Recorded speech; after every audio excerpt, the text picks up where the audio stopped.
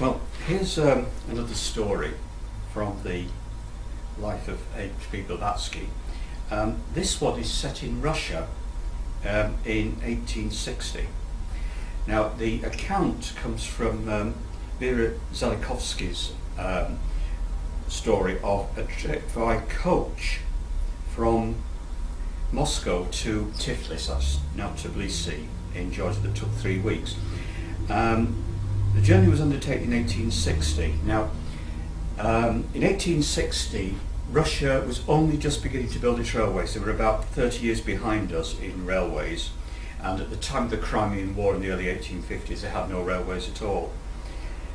So the journey to Tiflis was made by coach, and coach meant coach and horses, most of a Wells Fargo arrangement. This story relates to one of the coaching stations where they hoped to change the horses. At one of the stations where we had to change horses, the station master told us very brutally that there were no fresh horses for us and that we had to wait. The sun had not yet gone down. It was full moon.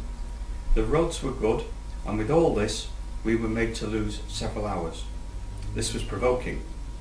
Nevertheless, there was nothing to be done, the more so as the station master was too drunk to be reasoned with. He had found fit to disappear and refused to come and talk to us. We had to take a little unpleasantness as easily as we could and settle ourselves as best we knew how for the night. But even here we found an impediment.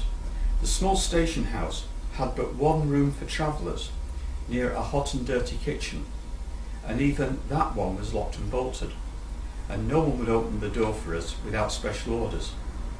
Madame Blavatsky was beginning to lose patience. I'm not surprised. Well, this is fine, she went on. We're refused horses, and even the room we're entitled to is shut for us. Why is it shut? Now, I want to know and insist upon it, but there was no one to tell us the reason why, for the station house seemed utterly empty, and there was not a soul to be seen about. HPB approached the little low windows of the locked room and flattened her face against the window panes.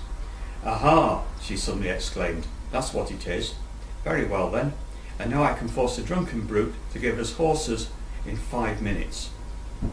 It gets interesting now." And she started off in search of the station master. Curious to know what secret there was in the mysterious room, I approached the window in my turn and tried to fathom its unknown regions. But although the inside of the room was perfectly visible through the window, yet my uninitiated eyes could see nothing in it save the ordinary furniture of a dirty station house, dirty as they all are.